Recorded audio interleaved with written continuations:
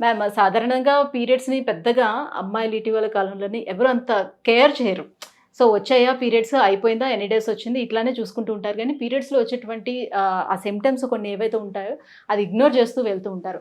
నిజానికి సర్వైకల్ క్యాన్సర్‌కి పీరియడ్స్‌లోనే ఏవైనా లక్షణాలు కనిపించే ఛాన్స్ ఉంటుందా? ఆ రకంగా మనం తెలుసుకునే అవకాశం ఉంటదా? పీరియడ్‌కి ఇంకొక పీరియడ్‌కి మధ్యలో బ్లీడింగ్ అవుతున్నా ఆర్ ఎక్సెసివ్ వైట్ డిశ్చార్జ్ ఉన్నా, లేదా ఆ వైట్ డిశ్చార్జ్‌లో బ్లడ్ మరకలున్నా, లేదా కొంచెం పింక్ కలర్డ్ అంటే ప్యాంటీకి, బట్టలకి అంటనట్టు రక్తం, ఇది రక్తమా, గులాబీ రంగులో ఉంది అనిపించడం. సో, ఒక పీరియడ్‌కి ఇంకొక పీరియడ్‌కి మధ్యలో ఇలాంటి సింప్టమ్స్, లేదా సెక్స్ చేసిన వెంటనే, లేదా చేస్తున్నప్పుడు, లేదా చేసిన గంట, 2 గంటలకి మీకు బ్లడ్ వస్తున్నా, ఇవన్నీ సర్వైకల్ క్యాన్సర్ లక్షణాలు. సో, ఈ లక్షణాల ద్వారే మనకు సర్వైకల్ క్యాన్సర్ ఉందా? లేదా? లేకపోతే రావచ్చు అనే విషయం మనకు తెలుస్తుందా? రావచ్చు. సర్వైకల్ క్యాన్సర్ వచ్చే ముందు ఏ సింప్టమ్స్ ఉండవు. సర్వైకల్ క్యాన్సర్ ఫస్ట్ స్టేజ్‌లో ఉండంగా కూడా ఏ సింప్టమ్స్ ఉండవు. ఇది పాప్ స్మియర్‌లోనే పట్టుకుంటాము. బట్ సర్వైకల్ క్యాన్సర్ స్టేజ్ 1 నుంచి 2లోకి ఎంటర్ అవుతున్నప్పుడు మట్టుకు ఇందాక మనం చెప్పినట్టు పీరియడ్ మధ్యలో బ్లీడింగ్, ఎక్సెసివ్ వైట్ డిశ్చార్జ్, చెడు వాసన వస్తున్న నీరు లాంటి డిశ్చార్జ్, అందులో రక్తపు చారికలు, సెక్స్ చేస్తున్నప్పుడు, చేసిన తర్వాత ఎక్సెసివ్ డిశ్చార్జ్, బ్లడ్, చెడు వాసన, ఇవి సర్వైకల్ క్యాన్సర్ అడ్వాన్స్డ్ స్టేజ్ లక్షణాలు. ఓకే. అంటే మాక్సిమం ఏ స్టేజ్‌లోని గుర్తించడానికి ఛాన్స్ ఉంటుంది సర్వైకల్ క్యాన్సర్‌ని? సర్వైకల్ క్యాన్సర్ పేషెంట్ సింప్టమ్స్‌తో వచ్చారు అంటే వాళ్ళు స్టేజ్ 2, 3 ఆర్ 4లో ఉన్నట్టు లెక్క.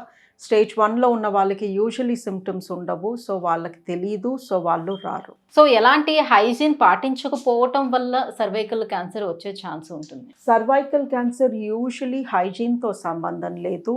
సెక్స్ చేసినప్పుడు బాడీలోకి ఎంటర్ అయిన హెచ్‌పివి వైరస్ అండ్ దాని టైప్‌ని పట్టి సర్వైకల్ క్యాన్సర్ వస్తుంది. సో, చాలా హైజీనిక్‌గా ఉన్న వాళ్ళల్లో కూడా సర్వైకల్ క్యాన్సర్ వస్తుంది. బట్ హైజీన్ అస్సలు పాటించట్లేదు అనుకోండి, అక్కడ శుభ్రం చేసుకోకుండా ఇన్ఫెక్షన్స్ వచ్చిన ట్రీట్ చేయించుకోని వాళ్ళల్లో సర్వైకల్ క్యాన్సర్ ఇంకా తొందరగా పెరిగిపోతుంది. సో, పాప్ స్మియర్ వన్స్ అంటే ఇయర్లీ ఎన్ని సార్లు చేసుకోవాల్సిన నెసెసిటీ ఉంటుంది? లేకపోతే 3 ఇయర్స్‌కి ఒకసారి చేసుకోవాలా? సో, బిఫోరే మనం తెలుసుకోవడానికి ఛాన్స్ ఎంతవరకు ఉంటుంది పాప్ స్మియర్‌తో? Pap smear is a wonderful test. ఎందుకు అంటే అది 3 ఏళ్లకు ఒకసారి చేస్తే చాలు. 3 ఏళ్ల వరకు అది గ్యారంటీ ఇస్తుంది. ఇవాళ మీ పాప్ స్మియర్ నార్మల్ ఉంటే 3 ఏళ్ల వరకు మీకు సర్వైకల్ క్యాన్సర్ రాదు. యాస్ లాంగ్ యాస్ ఈ పాప్ స్మియర్ చేసింది ఒక మంచి ఇన్‌స్టిట్యూట్‌లో అయితే. సో, వంశపారంపర్యంగా వచ్చే ఛాన్స్ ఎంతవరకు ఉంటుంది సర్వైకల్ క్యాన్సర్? సర్వైకల్ క్యాన్సర్ వంశపారంపర్యంగా రాదు. ఇది హెచ్‌పివి వైరస్ అనే వైరస్ మూలంగా వస్తుంది. 98-99% cervical cancers are only due to HPV, due to intercourse. 1% ఎక్కడో 100లో 1 చిన్న వయసు వాళ్ళకి చూస్తాము. అది ఈ హెచ్‌పివి మూలంగా కాకుండా ఎడినోకార్సినోమా అనే రేర్ టైప్ వస్తుంది. సో, సర్వైకల్ క్యాన్సర్ మాక్సిమం మనము మెనోపాజ్ తర్వాత చూడొచ్చంటారా? బిఫోరే చూడడానికి ఉంటుందా? హెచ్‌పివి వైరస్ బాడీలోకి ఎంటర్ అయిన తర్వాత 20-30 ఇయర్స్‌కి సర్వైకల్ క్యాన్సర్ యూజువల్లీ కనిపిస్తుంది. ఓహ్! సో, ఇది వాళ్ళ బాడీలోకి ఎంటర్ అయింది వాళ్ళు మిడిల్ ఏజ్‌లో ఉన్నప్పుడు. బట్ వాళ్ళకి క్యాన్సర్ కనిపించింది ఓల్డ్ ఏజ్‌లో. రైట్. సో, ఎటువంటి టెస్టులు చేయించుకోవాల్సిన అవసరం ఉంటుంది? మనకి ప్రెజెంట్ అందుబాటులో ఉన్నటువంటి ట్రీట్మెంట్ విధానాలేంటి? సర్వైకల్ క్యాన్సర్ అసలు ఎవ్వరికీ రావసరం లేదు. బికాజ్ ఈ పాప్ స్మియర్ అనే టెస్ట్ ప్రతి స్త్రీ 3 ఏళ్లకు ఒకసారి చేపించుకుంటే క్యాన్సర్ వచ్చే ముందే మనకు తెలుస్తుంది వాళ్ళకి క్యాన్సర్ రాబోతుంది అని. ఆబ్వియస్లీ తెలిసాక ఊరుకోం కదా, అక్కడ ఒక చిన్న ట్రీట్మెంట్ ఇచ్చి అక్కడ ఏ చర్మం అయితే గర్భసంచికి ఆనుకుని ఎక్కడ క్యాన్సర్ రాబోతుందో ఆ చర్మాన్ని మేము తీసేస్తాము. సింపుల్ ప్రొసీజర్, 5-10 నిమిషాలు కూడా పట్టదు. మొత్తం ఖర్చు కూడా ఎక్కువ అవ్వదు. క్లినిక్‌లోనే చేసేస్తాము. సో, అగర్ ప్రతి స్త్రీ పాప్ స్మియర్ చేపించుకుంటూ 3 ఏళ్లకు ఒకసారి ఉంటే ఎవ్వరికీ సర్వైకల్ క్యాన్సర్ వచ్చే ఛాన్సే ఉండదు. సో, ఇప్పుడు మీ అంచనా ప్రకారం ఈ సర్వైకల్ క్యాన్సర్‌పై అవగాహన ఎంతమందిలో ఉందంటారు? మన ఇండియా మొత్తం మీద చూసుకున్నట్లయితే? భారతదేశం చాలా ట్రై చేస్తుందండి. ఎందుకంటే ఇది కామన్ క్యాన్సర్. ఇండియాలో 8 మందిలో ఒకరికి వస్తుంది. మిడిల్ ఏజ్డ్ వుమెన్‌కి వస్తుంది. అప్పుడే 2 పిల్లలు, ఒక ఉద్యోగం, ఒక ఇల్లు కొనుక్కోవడం, ఇలాంటి ఏజ్‌లో ఉన్న వాళ్ళకి వచ్చినప్పుడు ఆ ఇల్లు మొత్తం కొలాప్స్ అయిపోతుంది. అంటే ఆ ఫ్యామిలీ డిస్టర్బ్ అవుతుంది. అండ్ ఈ క్యాన్సర్‌ని మనం 0% చేయొచ్చు పాప్ స్మియర్ ద్వారా. పిల్లలకి హెచ్‌పివి వ్యాక్సిన్ ఇచ్చి వాళ్ళు పెద్దయ్యాక క్యాన్సర్ రాకుండా చూడొచ్చు. సో, WHO అంటుంది 2030 ఇంకొక 5 ఏళ్లలో ఈ క్యాన్సర్‌ని మనం 70% అన్నా తగ్గించాలి. బికాజ్ ఇట్ క్యాన్ బి మనం 100% తగ్గించొచ్చు. బట్ 2050 కల్లా ఈ క్యాన్సర్ పేరు వినిపించకూడదు. 2030 కల్లా 70% మందికి ఈ క్యాన్సర్ రాకుండా మనం ప్యాప్ స్మియర్ చెయ్యాలి.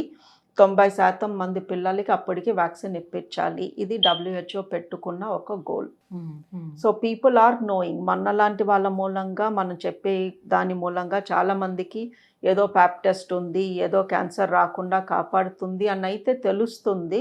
బట్ వచ్చి చేయించుకోవడానికి బద్దకిస్తున్నారు. హెచ్పివి వ్యాక్సిన్ అనేది కేవలం ఆడపిల్లలకే ఎందుకు ఇవ్వాలి? 14 సంవత్సరాల లోపు పిల్లలకి మాత్రమే ఎందుకు ఇవ్వాలి? మగ పిల్లలకి ఇవ్వద్దంటారా? మగపిల్లలకి కూడా ఇవ్వాలి. ఆడపిల్లలకి ఇవ్వడం ఎంత అవసరమో మగపిల్లలకి ఇవ్వడం కూడా అంతే అవసరం. బికాస్ ఇద్దరికీ క్యాన్సర్స్ వస్తాయి, ఇద్దరికీ అది కాపాడుతుంది. బట్ ఎవరికి క్యాన్సర్స్ ఎక్కువ వస్తాయి హెచ్పివి మూలంగా, అబ్బాయిలకా అమ్మాయిలకా అంటే అమ్మాయిలకి. బికాజ్ అమ్మాయిలకి ఇది సర్విక్స్కి వస్తుంది, అంటే గర్భసంచి దగ్గర వస్తుంది, ఆ పార్ట్ లోపల ఉంటుంది. సో క్యాన్సర్ వచ్చినప్పుడు ఈ అమ్మాయికి తెలుసుకోవడానికి టైం పడుతుంది. ఇదే క్యాన్సర్ అబ్బాయిలకి పురుషాంగం పైన ఉంటుంది, అది బయట ఉంటుంది. కాబట్టి క్యాన్సర్ రాకముందే అక్కడ ఒక చిన్న తేడా రాగానే ఈ అబ్బాయి డాక్టర్ దగ్గరికి వెళ్తాడు. సో ఇద్దరికీ క్యాన్సర్స్ వస్తాయి. బట్ అమ్మాయిలకి లేట్గా తెలుస్తుంది, అబ్బాయిలకి ముందే తెలుస్తుంది. కాబట్టి వాళ్ళు జాగ్రత్తలు తీసుకుంటారు. సో మీకు ఇద్దరు ఉన్నారు, నాకు ఒక పాప ఉంది, ఒక బాబు ఉన్నాడు, ఇద్దరికీ ఈ క్యాన్సర్ రావచ్చు వాళ్ళు పెద్దయ్యాక. నాకు కొన్నే డబ్బులు ఉన్నాయి, నేను ఎవరి పైన ఫోకస్ చేయాలి అంటే ఎవరికి రిస్క్ ఎక్కువ వాళ్ళ పైన ఫోకస్ చేస్తాను. ఇప్పుడు ఆడపిల్ల మీద పెట్టుకోవాలి. బట్ నాకు ఇద్దరికి ఇచ్చే ఓపిక ఉన్నప్పుడు ఇద్దరికి ఇవ్వాలి. సో ఇద్దరికి అన్ని డెవలప్డ్ కంట్రీస్ బాయ్స్కి గర్ల్స్కి ఇద్దరికి వ్యాక్సిన్ ఇవ్వమంటున్నారు. బట్ డెవలపింగ్ కంట్రీలో ఎస్పెషల్లీ ఇండియాలో ఏదన్నా కొంచెమే ఉన్నప్పుడు అబ్బాయికి ఇవ్వడానికి ప్రిఫర్ చేస్తారు. అది మన కల్చర్లో ఎప్పటి నుంచో అలా ఉండిపోయింది. బట్ ఈ క్యాన్సర్ అమ్మాయిల్లో ఎక్కువ చూస్తున్నాము. సో అందుకే ఫస్ట్ అమ్మాయిలందరికీ ఇచ్చేయండి, తర్వాత అబ్బాయిల పైన ఫోకస్ చేసి అబ్బాయిలకు కూడా ఇవ్వండి అని అంటున్నారు. అంటే 14 ఇయర్స్ ఏజ్ బిలో వాళ్ళకి ఎందుకు ఇవ్వమంటున్నారు? 14 ఇయర్స్ దాటిన తర్వాత పిల్లలకి ఇస్తే అది పెద్దగా పనిచేయదు అంటారా? ఎందుకని? అబ్సల్యూట్లీ నాట్ అండి. బట్ మీరు ఆలోచిస్తే ఈ వైరస్ బాడీలో ఎలా ఎంటర్ అవుతుంది? ఇంటిమేట్గా ఫిజికల్ కాంటాక్ట్ చేయడం మూలంగా. సో కిస్సింగ్, నేకెడ్గా హగ్గింగ్ అండ్ సెక్షువల్ యాక్టివిటీ. ఇది ఎవరైనా ఎప్పుడు చేస్తారు? టీనేజ్ ఎంటర్ అయ్యాక చేస్తారు, స్కూల్ దాటాక ఇంటర్, డిగ్రీ, కాలేజెస్లో చేస్తారు. సో వాళ్ళు ఆ స్టేజ్కి వెళ్ళక ముందే ఇచ్చేస్తే ప్రొటెక్ట్ అవుతారు కదా, అది concept. So once treatment finish అయిన తర్వాత వాళ్ళు ఏ రకంగా సర్వైవ్ అవ్వగలుగుతారు? And I mean normal life వాళ్ళు లీడ్ చేయడానికి ఎంతవరకు సాధ్యమవుతుంది? సర్వైకల్ క్యాన్సర్ సర్వైవల్ చాలా బాగుంటుంది. Almost everybody has a nice normal life. సర్వైకల్ క్యాన్సర్ మూలంగా చనిపోవడం అనేది చాలా తక్కువ. ఎందుకంటే స్టేజ్ 3లో కిడ్నీస్ పైన ఎఫెక్ట్ పడుతుంది. స్టేజ్ 4 అంటే బాడీలో డిఫరెంట్ పార్ట్స్కి వెళ్ళిపోయింది అన్నట్టు. స్టేజ్ 3, స్టేజ్ 4కి ముందు ఈ స్టేజ్ 2లో చాలా సిమ్టమ్స్ ఉంటాయి. బ్లీడింగ్ అవ్వడము, ఎస్పెషల్లీ బాగా చెడు వాసనతో వాటరీ డిశ్చార్జ్.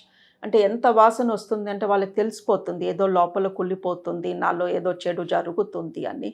సో చాలామంది స్టేజ్ 2 ఆర్ ఎర్లీ స్టేజ్ 3లో వచ్చేస్తారు. ఆ స్టేజ్లో మనం కానీ వాళ్ళకి ట్రీట్మెంట్ ఇస్తే చాలా మటుకు చాలా ఇయర్స్ బతుకుతారు అండ్ వాళ్ళ లైఫ్ తగ్గదు. బట్ ఆ ఏరియాలో రేడియేషన్ ఇప్పించుకున్న మూలంగా కొంచెం వెజైనా కుంగిపోవడము or urine symptoms, motion symptoms ఇలా ఉండొచ్చు వాళ్ళు బతికినన్నాళ్ళు. But they live a long life. అదే స్టేజ్ 1లో ప్యాప్ స్మియర్లో కానీ మనం పట్టుకుంటే వాళ్ళని ఫుల్గా క్యూర్ చేయొచ్చు ఆపరేషన్తో. అండ్ ఆపరేషన్ చేశాక మనం ఇంకా ఏ రేడియేషన్ ఇవ్వకుండా వాళ్ళు నయమైపోయారు అనుకోండి, నార్మల్ లైఫ్ ఉంటుంది, వేరే ఏ సైడ్ ఎఫెక్ట్స్ ఉండవు. అందుకే ప్యాప్ స్మియర్ చేయించుకుని పొరపాటున క్యాన్సర్ ఉంటే అది ఫస్ట్ స్టేజ్ ఉంటుంది కాబట్టి ప్యాప్ స్మియర్లో పట్టుకునేవన్నీ ఫస్ట్ స్టేజ్లోనే ఉంటాయి, వాళ్ళు చక్కగా క్యూర్ అయిపోతారు. సో సర్జరీ అయిపోయిన తర్వాత కూడా ఎన్ని రోజుల వరకు వాళ్ళు డాక్టర్ అబ్జర్వేషన్లో ఉండాల్సి ఉంటుంది? అంటే మళ్ళీ రావడానికి ఛాన్స్ ఎంతవరకు ఉంటుంది? ప్రతి క్యాన్సర్కి మినిమం 5 years ఫాలో అప్ అంటాము. సో 5 years పాటు వాళ్ళని రెగ్యులర్లీ ఎగ్జామిన్ చేస్తూ ఉంటాము. ఎవ్రీ 3 monthsకి ఫస్ట్ ఇయర్, దెన్ ఎవ్రీ 4 monthsకి, దెన్ ఏడాదికి 2 సార్లు చూస్తూ ఉంటాము, ఎగ్జామిన్ చేస్తూ ఉంటాము. 5 years వరకు వాళ్ళు బాగున్నారు, క్యాన్సర్ తిరగబెట్టలేదు అంటే డిశ్చార్జ్ చేస్తాం. Thank you ma'am, thank you so much. So cervical cancer ఏ రకంగా మనం తెలుసుకునే అవకాశం ఉంటుంది, ఎలాంటి సిమ్టమ్స్తో అనే విషయాలపై అవగాహన కల్పించినందుకు థ్యాంక్ యూ సో మచ్.